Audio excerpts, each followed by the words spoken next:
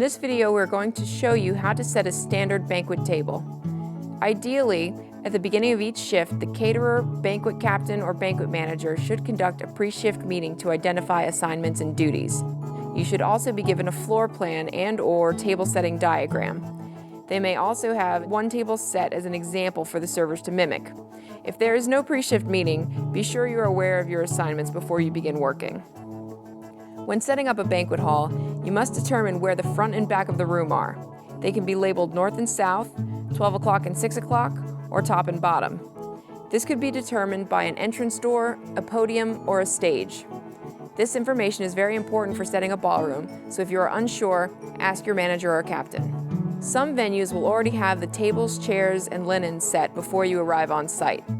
Others will require servers to set up the tables themselves. You may even be asked to unload them from a truck. Once you get your bearings, you can set up your tables. Make sure the legs are locked in place. If they are not locked, the table could collapse. Once your tables are placed according to the floor plan, the first thing that you will set will be your linens. Round tablecloths are comprised of 3 separate pieces of fabric. You always want the seams of the fabric to run from 6 o'clock to 12 o'clock on every table. Remember, when setting up a banquet hall, your goal is to create a consistent line of sight throughout the ballroom. If your table diagram calls for a decorative base plate or charger, all of the servers will place them on all of the tables before moving on to silverware. This is a good way to determine spacing for the number of guests at each table. If there are chairs present, do not set based on the chairs. Just because they're there doesn't mean that they were placed correctly. If you have an even number of guests, you will have one place setting at 6 o'clock, one directly across from it at 12 o'clock, and the rest of the places evenly spaced between the two. Each place setting should mirror the setting directly across from it.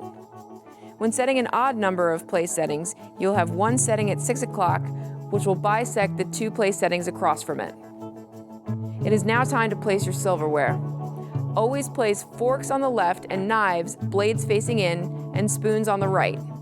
Your silver should be set outside to inside, following the respective courses based on the menu. Silver for the first course would be on the outside, and the silver for the entree would be on the inside. All china and silver should be approximately 1 inch off the edge of the table, making sure that each set of silver runs parallel to each other, not skewed in or skewed out or staggered. If you have 2 of the same type of silver, for example, 2 of the same size knife for both the salad course and the entree course, or 1 salad fork for the appetizer and 1 for dessert, put them both down at the same time. Do not make extra trips around the table. Make sure you double check everything that you place on a table. Just because it is wrapped in plastic doesn't mean it's clean. Handle all silver by the handle, all glassware by the stem, and all plates by the rim. Polish as you go. Once all the silverware is down, you can begin setting glassware. Glassware is normally set just above the dinner knife, but refer to your diagram for exact placement, and check for water stains and lipstick stains before placing them on the table. The next step is china. Refer to your diagram for placement of B&B plates, coffee cups, and saucers. B&B plates can be set in different spots on the table. It may or may not have a butter knife placed on it. If coffee cups are preset on the table, you will also preset cream and sugar. You can now set additional accompaniments and condiments such as napkins, centerpieces, votive candles, salt and pepper shakers, bread baskets, cream and sugar, salad dressings, and sauces. Place underliners on any item that could drip onto the table. Make sure all handles are facing the guest.